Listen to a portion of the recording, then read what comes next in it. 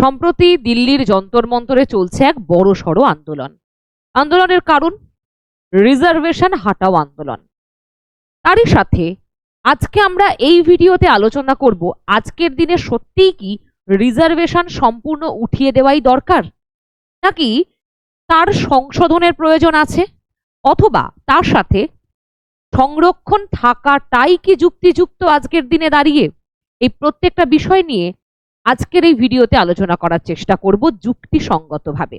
তার সাথেই যে 5টি দাবি আন্দোলনকারীরা রাখছেন সেটা কতটা যুক্তিযুক্ত, বিচারপতিরা কোন দিকে, কেন্দ্রীয় সরকার কোন দিকে দাঁড়াচ্ছেন, কেন দাঁড়াচ্ছেন, এই প্রত্যেকটা বিষয় নিয়ে কথা বলার চেষ্টা করব। নমস্কার, বৈঠকি এডুকেশনাল ইনস্টিটিউশনের অফিসিয়াল চ্যানেলে আপনাদের প্রত্যেককে স্বাগত জানাই।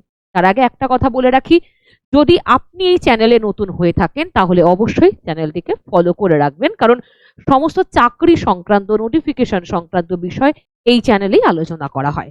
তাহলে আমরা একটু যদি দেখি, আমরা এই বিষয়টি আপাতত এখন সকলে জেনে গেছি যে একটা বড়সড় আন্দোলন চলছে, এবং সব থেকে প্রাসঙ্গিক যে বিষয়টি সেটা আজকের দিনে দাঁড়িয়ে সত্যই এই আন্দোলন অথবা তাদের যে দাবি সেগুলি কতটা যুক্তিযুক্ত, এই প্রশ্নটার সম্মুখীন আমাদের সব সময় হতে হয়। যদি একটু আমরা দেখি যে প্রথম 5টি দাবি কি কি রাখা হয়েছে আন্দোলনকারীদের পক্ষ থেকে এবং বিচারপতিরা বা সরকার কি বলছেন সেই দিক থেকে।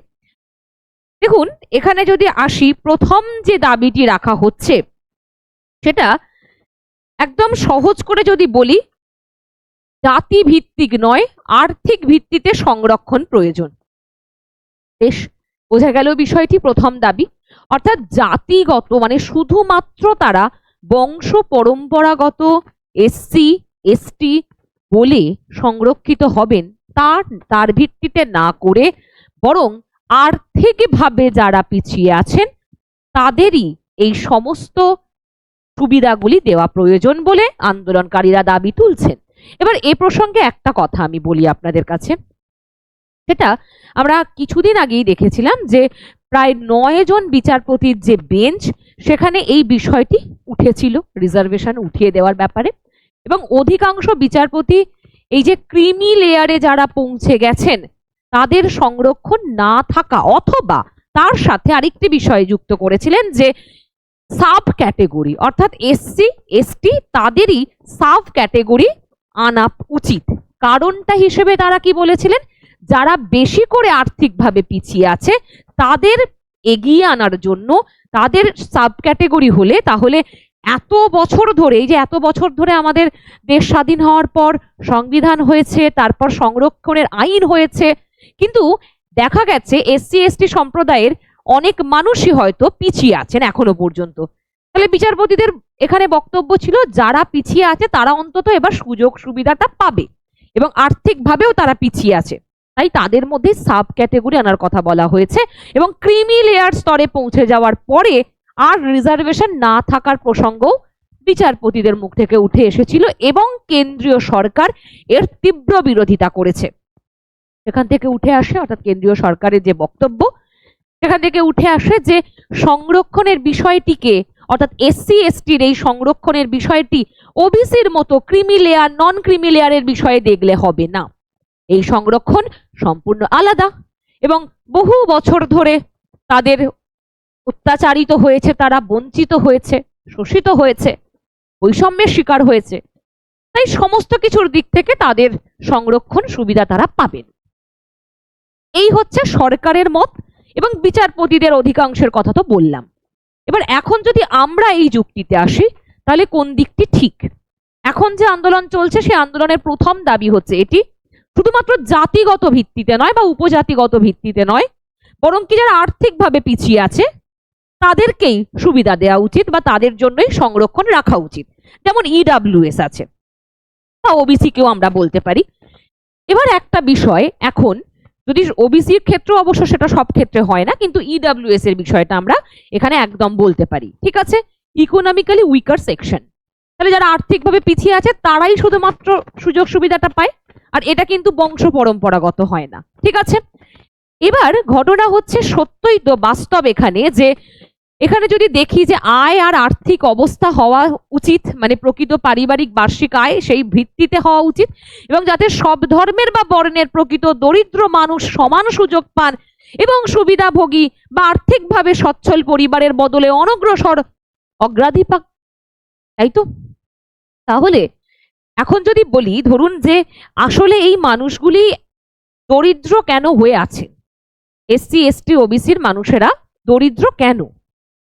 তার একটা প্রথম কারণ আমরা যখন দেখেছিলাম, আমাদের কাস্ট সিস্টেম ছিল, বর্ণের যে ধরন আমাদের প্রাচীন ভারতবর্ষ অনুযায়ী, প্রাচীন ভারতবর্ষের কথাটা না হয় না গেলাম, তার পরবর্তী সময় থেকে যেরকম হয়েছে, ব্রাহ্মণ্যতন্ত্রের কারণে ভীষণভাবে বৈষম্যের শিকার হয়েছে এসসি এসটির মানুষেরা। আর সেই কারণেই সেই সময়ে যারা ব্রাহ্মণ, ক্ষত্রিয়, বৈশ্য এই সম্প্রদায়ভুক্ত মানুষেরা অধিক লাভবান এবং উচ্চ শ্রেণীর এবং আর্থিক দিক থেকেও এগিয়েছিলেন, আর এক শ্রেণীর একেবারেই পিছিয়ে ছিলেন। এটা সত্য। তার পরবর্তীতে ঠিক আছে 10 বছরের জন্য সংরক্ষণের বিষয়টি রাখা হয়, এবং এখন যেটা প্রশ্ন উঠছে, তাহলে এখনো তো বহু মানুষ, এসসি এসটির বহু মানুষ বা ওবিসির বহু মানুষ এই সুযোগটাই পাচ্ছে না। শুধু গুটি কতক যারা, মানে এসসি এসটি ওবিসিরই গুটি কতক সেই সম্প্রদায়ভুক্ত যারা সুবিধাটা বংশ পরম্পরায় দিনের পর দিন নিয়ে আসছে। সেটা আপনার হতে পারে চাকরি, মানে চাকরি যিনি পেয়ে গেছেন, তার সাথে হচ্ছে আইপিএস, আইএএস, নেতা, মন্ত্রী, সাংসদ, ঠিক আছে, মানে সকলে সকলে এই সুবিধাটা নিয়ে আসছে। এবার এখান থেকেই উঠছে কথা যে তাহলে আসলে এসসি এসটি ওবিসি যারা প্রকৃত অর্থেই এখনো আর্থিকভাবে পিছিয়ে আছে, তারা কি আর কখনোই এগিয়ে আসতে পারবেন?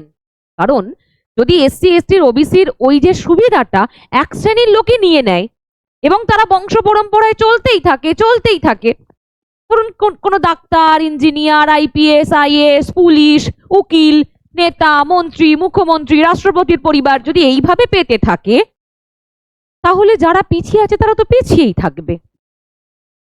এটা খুব সত্য কথা। এবং আর্থিকভাবে এগিয়ে নিয়ে আসাটা কিন্তু ভীষণভাবে প্রয়োজন। অর্থাৎ আর্থিকভাবে যারা পিছিয়ে আছে তারা যদি সত্যিই অর্থনৈতিক দিক থেকে এগিয়ে আসতে পারে, তারা সমাজে কিন্তু কন্ট্রিবিউট করতে পারবে, নচেত তো নয়। এবার এই যে দাবিটি অবশ্যই সমর্থনযোগ্য, এটা অবশ্যই এসসি এসটি ওবিসিদেরই ভালোর জন্য। এবং এখান থেকে আরেকটি বিষয় আসি, এক পরিবার একবার সংরক্ষণের সুবিধা পাবে। একটি পরিবারের যে কোনো একজন সদস্য যদি একবার সংরক্ষণের সুবিধা পান, সেটা শিক্ষা, চাকরি, পদোন্নতি, তবে পরবর্তী প্রজন্মের জন্য তা আর প্রযোজ্য হবে না। এটাও খুব চমৎকার একটি বিষয়, কারণ সংরক্ষণ ব্যাপারটি আছেই কিন্তু সরকারি খাতে, সরকারি জায়গায়, বাকি তো বেসরকারি জায়গায় তো সংরক্ষণের কোনো বিষয় নেই। তাহলে একজন সরকারি চাকরি পেয়ে যাচ্ছেন, অথবা যে ছেলেটি পিছিয়ে ছিল সে একবার সুযোগ পেয়ে গেল ভালো জায়গায় পড়ার, তার মানে তার কেরিয়ার মোটামুটি এবার তৈরি হবে। আর যে চাকরি পেয়ে যাচ্ছেন, তাহলে সে তো তার পরিবারকে সচ্ছলতার সাথে এবং পুরোপুরি বৈষম্য মুক্তভাবে রাখতে পারবেন। এবং যে আইপিএস হয়ে যাচ্ছেন, যারা স্ত্রী স্বামী দুজনেই আইপিএস, সত্যিই কি তার সন্তানের রিজার্ভেশন দরকার? কিন্তু তারাও এটাকে ব্যবহার করছেন, আর এই কারণেই প্রকৃত অর্থে যার দরকার সে বঞ্চিত হচ্ছেন। এটি তো স্বাভাবিক, কারণ একজন আইপিএস এর ছেলে বা আইএএস এর ছেলে বা মেয়ে, তার পড়াশোনা, তার যে সমস্ত অ্যাক্টিভিটিস, সব দিক থেকে সে এগিয়ে থাকবে, কিন্তু সে এসসি। তাহলে একজন গ্রামের এসসি ছেলেটি তাকে কি বিট করতে পারবে? তার সমান কি হতে পারবে? পারবে না তো। তাহলে ওই সিটটাটি ওই আইএএস এর ছেলেটিই পাবে, তার কিন্তু দরকার ছিল না, কারণ তার কাছে সমস্ত সুযোগ আছে এবং সে আর্থিকভাবেও সচ্ছল ছিল, আর থাকছে বলে তার পড়াশোনাতেও কোনো কিছু আটকাচ্ছে না, বা তার যে কোনো কিছুর ক্ষেত্রেই তার কিন্তু কোনো অসুবিধা হবে না। সে সব থেকে শহরের টপ স্কুলে পড়বে, টপ কলেজে পড়বে, টপ ইউনিভার্সিটিতে পড়বে, তাহলে সেই তো আগে চাকরিটা পাবে এসসি ক্যাটেগরিতে। তাহলে সত্যি যার বাবা চাষি, যার বাবা মজুর, শ্রমিক বা কোনো দোকানে কাজ করে, তাহলে তার ছেলেটি কি সেই সুযোগটা পাবে? প্রশ্ন তো ওঠে।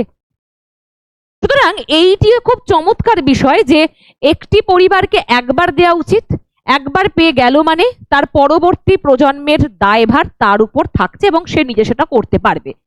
একজন যদি শিক্ষক, সে যদি হয়ে গেছে এসসি এসটি যেই ক্যাটাগরিতেই হয়ে যাক, তাহলে তার পরবর্তী জেনারেশনকে তো সে সবটা দিতে পারবে।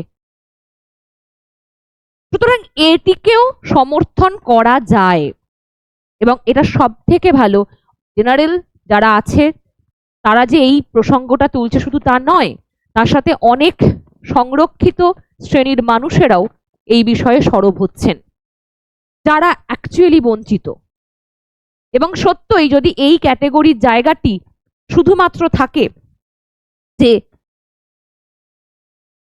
যারা পিছিয়ে আছে আর্থিকভাবে, কারণ এখন আমাদের দেশে কেন গোটা বিশ্বেই অর্থ ছাড়া কিচ্ছু হয় না, অর্থ ছাড়া কিচ্ছু হয় না। ফলত আর্থিকভাবে পিছিয়ে আছে মানে সে সব দিক থেকে পিছিয়ে আছে, বাস্তব কথা এটা। যার বাবার টাকা নেই সে চাকরিটাও পায় না, সে পড়াশোনাও করতে পারে না, বাস্তব।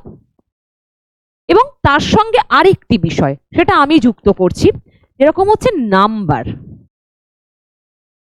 মানে ধরুন একটা ব্যাপার, এই যে নাম্বার কেন বলছি, যে কোনো উচ্চ পদস্থ চাকরি পেতে গেলে পরীক্ষা দিতে হয়, পরীক্ষা দিয়ে কাট অফ নাম্বার পেতে হয় বা ক্লিয়ার করতে হয়। আমার যদি 100 পরীক্ষা হয়, আমার 100 পরীক্ষা হলো, আমি যদি এখানে 90 পাই তাহলে আমি কাট অফ ক্লিয়ার করলাম, ধরছি আমি। এবার এটা ইউআরদের, এটা ইউআর হয়, এরকমই কমতে কমতে কমতে কমতে এসসিতে যখন যায়, এসসি বা এসটিতে যখন যায়, দেখা যায় কি এই 90টা হয়তো এসটিতে গিয়ে 40 হয়ে গেছে, 30 হয়ে গেছে, 30 বা 40, ঠিক আছে। আর এটা এসসি হয়তো সেখানে ম্যাক্সিমাম 40 বা 50 এরকম হয়ে গেছে, হয় এরকম কাট অফও দেখেছি আমরা। এবং কোনো কোনো জায়গায় তো একেবারে মানে কি বলবো, মানে আরো অনেক কমে যায়। তাহলে উচ্চ পদস্থ জায়গায় ডাক্তার, উকিল, আরো বড় বড় যে সমস্ত জায়গায়, সত্যই কি এনাদের হাতে সবটা ছেড়ে দেওয়া যায়? কারণ এটা তো মেধার ভিত্তিতে হওয়ার কথা। মেধা যদি না অগ্রগতি হয় বা মেধার দিক থেকে যদি অগ্রগতি না আসে, তাহলে সমাজের কি করে উন্নতি হবে? খুব সত্য কথা এটা। এবং যদি সার্বিকভাবে সমাজের উন্নতি চাওয়া হয়, তাহলে বাস্তবিক মেধাকে গুরুত্ব দিতে হবে। এইবার কথা উঠছে, কারণ সরকারের জায়গাগুলিতে একটা মেধাবী ছাত্র সে যদি সরকারি চাকরি না পায়, সে হয়তো দেশের বাইরে চলে যেতে পারে বা সে অন্যান্য কোনো জায়গায়, অন্য বেসরকারি জায়গায় চলে যাচ্ছে, কিন্তু সার্বিকভাবে তাহলে তো সরকারি যে সমস্ত জায়গাগুলি সেগুলি খুব একটা আলোকিত হচ্ছে না, এটাও সত্য। তাহলে যদি একটা মাইন্ড সেটআপ থাকে যে আমি তো এসটি ক্যাটেগরির বা এসসি ক্যাটেগরির, তাহলে আমি 40 পেলেও হয়ে যাবে, আমাকে 90 পেতে হবে না, তাহলে সে সেটার মতো করেই প্রিপারেশন নেবে। এটা নিয়ে আমি আগেও বলেছি, অপশন থাকলে কেউ পরিশ্রম করতে সচরাচর চায় না। এবার হ্যাঁ, একটা বিষয় সত্য, যেরকম যদি শুধুমাত্র একটা পরিবার এই জায়গাটি পায়, মানে একটা পরিবার এই সুবিধাটা পেলো, হয়তো সে অনেক গ্রাম থেকে উঠে আসছে, সে কোনো রকম পরিষেবা পায়নি, সেখানে শিক্ষার আলো সর্বতভাবে পৌঁছায়নি গিয়ে, তার জন্য ঠিক আছে এই নিয়মটা একটা জেনারেশনের জন্য। কিন্তু তার পরবর্তী জেনারেশন সব পেল, সব, কিন্তু তার পরবর্তী জেনারেশনেরও মাইন্ডে এটা ঢুকে গেছে, মাথার মধ্যে, মস্তিষ্কে, যে আমাকে তো 80-র জন্য খাটতে হবে না, আমি 40 পেলেই হবে। সেও সেরকমই পড়াশোনা করবে। তাহলে কোনো কোনো জায়গায় তো মেধা কম্প্রোমাইজ হচ্ছে। একটা জেনারেশন মেধা কম্প্রোমাইজ হলে হয়তো বা তাও মেনে নেওয়া যেতে পারে, কিন্তু জেনারেশনের পর জেনারেশন, প্রজন্মের পর প্রজন্ম মেধা কম্প্রোমাইজ হলে সেটা কতটা সমাজের জন্য স্বাস্থ্যকর, দেশের জন্য স্বাস্থ্যকর, প্রশ্ন ওঠে। এবার নেক্সট আসি, এর পরবর্তীতে দুটো আমরা দাবি দেখতে পেয়েছি। এবার 3 নম্বর দাবি যেটি, সেটা কি রাখা হয়েছে দেখি।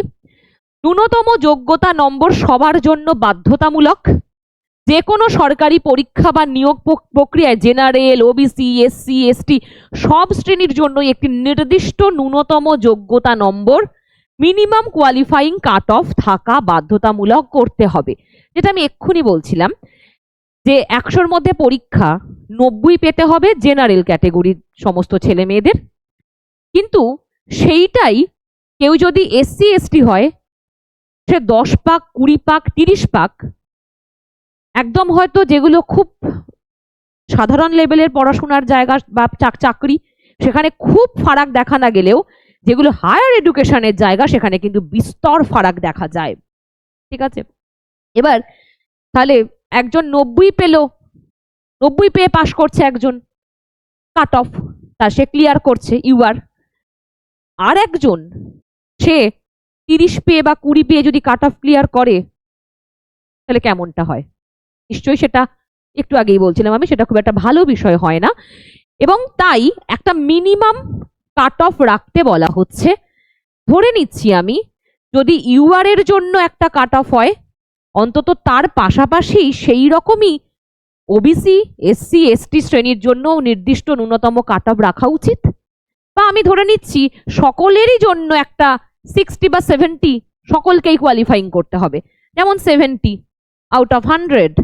ঠিক আছে, তাহলে এই 70 যারা পাবে তারা হচ্ছে কাট অফ ক্লিয়ার করলো। যদি এটা হয়, বা যদি 80 যারা পাবে কাট অফ ক্লিয়ার করলো, সেক্ষেত্রেও অনেকটা ভালো হবে এবং মানসিকভাবে সমস্ত সংরক্ষিত শ্রেণীর মানুষেরা বা ছাত্রছাত্রীরা, পরীক্ষার্থীরা, চাকরি প্রার্থীরা, শিক্ষার্থীরা মানসিকভাবে এগিয়ে থাকবে। আমাকে সেই রকমই প্রস্তুতি নিতে হবে। কারণ যদি একটা কথায় আসি, আমরা ইউআর ক্যাটেগরি যারা থাকেন, যারা জেনারেল, তারা তো সবাই শহরাঞ্চলে বসবাস করছে এমন নয়, সবাই শিক্ষার আলো পেয়ে যাচ্ছে তেমন নয়, তাই তো? যেমন একজন জেনারেল ক্যাটেগরির ছেলে, সেও গ্রামের হতে পারে বা পরিষেবা পাচ্ছে না বা ভীষণভাবে আর্থিকভাবে দুর্বল।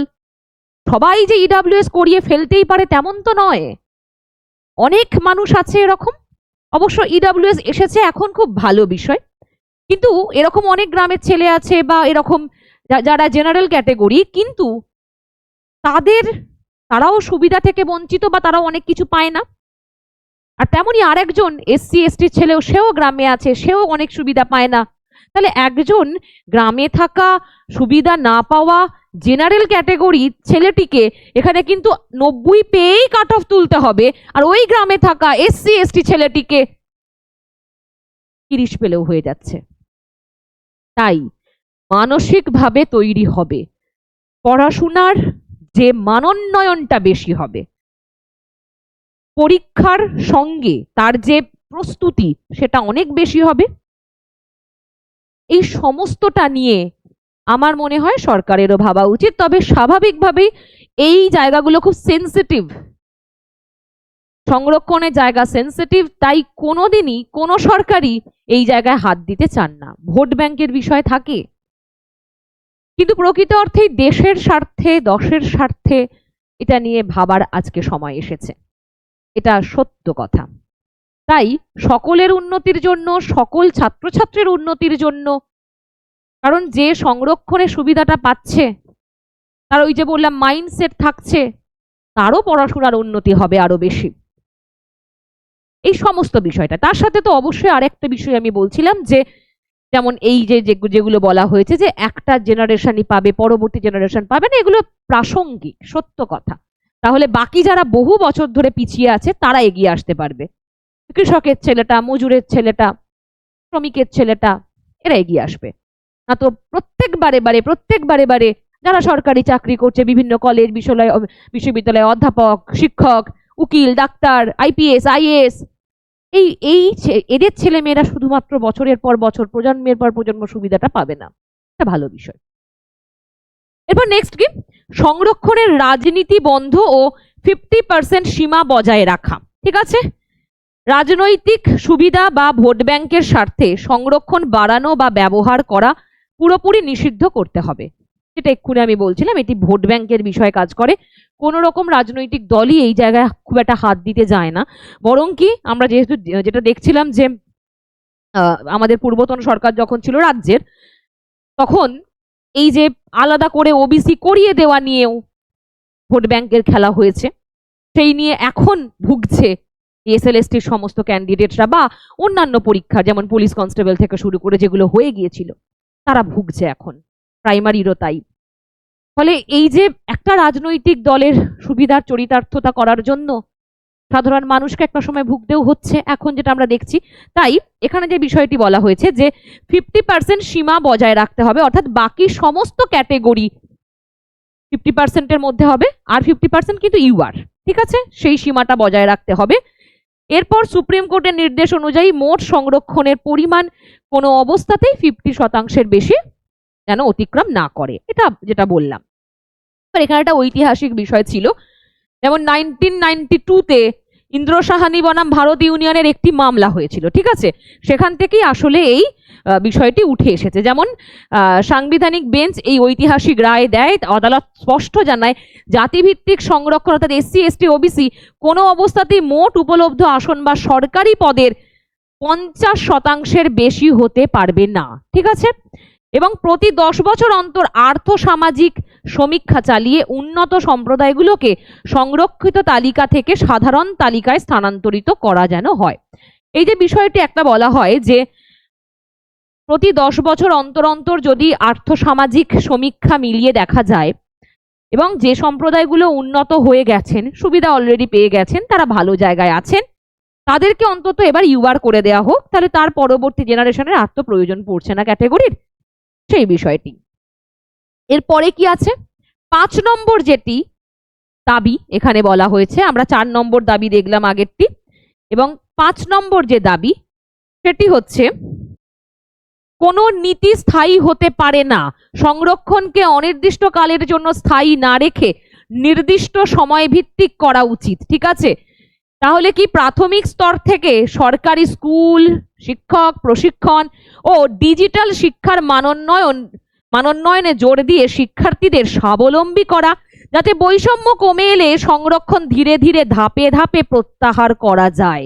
অর্থাৎ এই যে কোনো নীতি স্থায়ী যাতে না হতে পারে, অর্থাৎ এই যে এসসি এসটি ওবিসি একবার যে সুবিধা পায় বংশানুক্রমিক পেয়েই যায়, এই বিষয়টি না করে সেটাকে অস্থায়ী করা উচিত। এবং তার সাথে ওই যে যেটা বলছিলাম যে যাতে 10 বছর অন্তর অন্তর 5 বছর অন্তর অন্তর সমীক্ষা করে দেখা হোক, যারা অলরেডি চাকরি পেয়ে গেছেন তাদেরকে এবার জেনারেল করে দেওয়া হোক, এবং তার সাথেই ধীরে ধীরে যদি শিক্ষার মানোন্নয়ন করতে চাওয়া হয় বাস্তবিক, তার সাথে শিক্ষক প্রশিক্ষণ অর্থাৎ যে সমস্ত স্কুল কলেজ বাকি যে সমস্ত আরো মানে টেকনোলজিক্যালি যে সমস্ত জায়গা মানে টেকনিক্যাল পার্ট পড়াশোনার ক্ষেত্রে, সেই সমস্ত জায়গায় যদি সরকার আরো ভালো করে উন্নতি করে, তাহলে ধীরে ধীরে ছাত্রছাত্রীরা স্বাবলম্বী হবে এবং সব থেকে বেশি শিক্ষামুখী হবে, শিক্ষা গ্রহণ করতে চাইবে।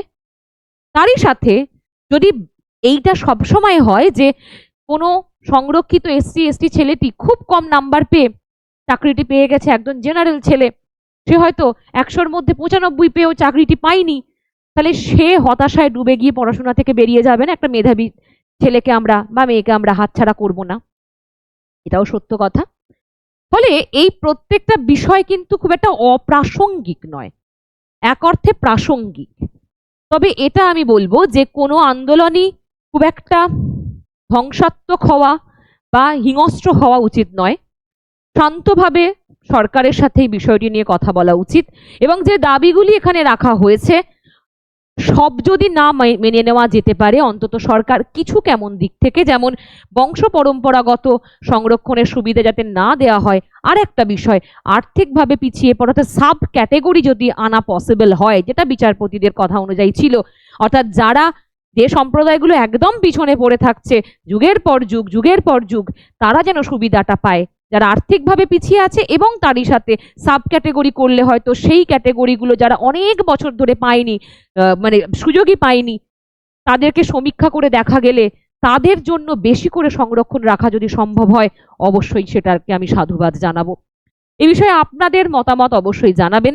তবে এই আন্দোলন চলছে, এখন দেখার বিষয় যে কি হয় বিষয়টি। তবে কিছু কিরকম যুক্তি ফেলে দেওয়ার মতো নয়, হয়তো সবগুলোকে কার্যকরী করা আজকেই যায় না, বা আজকেই হয়তো সম্ভব নাও হতে পারে, কিন্তু কিছু কেমন যুক্তি যেগুলো আমি বললাম, এই দুটো বিষয়কে অন্তত যদি সরকার একটু খেয়াল রাখে, সকলের জন্যই ভালো, সমাজের জন্য ভালো, সকল শিক্ষার্থীদের জন্য ভালো। একটা বিষয় আমাদের মাথায় রাখতে হবে, এতক্ষণ যে ব্যাপারটি আমরা বলছিলাম সেটা অবশ্যই কোনো অংশে যুক্তিসঙ্গত, তবে পাশাপাশি এও সত্যি যে শুধুমাত্র রিজার্ভেশন সরিয়ে দেওয়া মানেই বর্ণ বৈষম্য পুরোপুরি যে সমাপ্ত হয়ে যাবে তা নয়। বর্ণ বৈষম্য একেবারে দূর করার জন্য যেটা প্রয়োজন সেটা আমাদের দেশের মানুষের মানসিক উন্নতি এবং একটা উন্নত শিক্ষাগত মানসিকতা, চেতনা, যেটা না এলে কখনোই শুধুমাত্র সংরক্ষণ তুলে দেওয়া মানেই যে বৈষম্য থাকবে না তা নয়।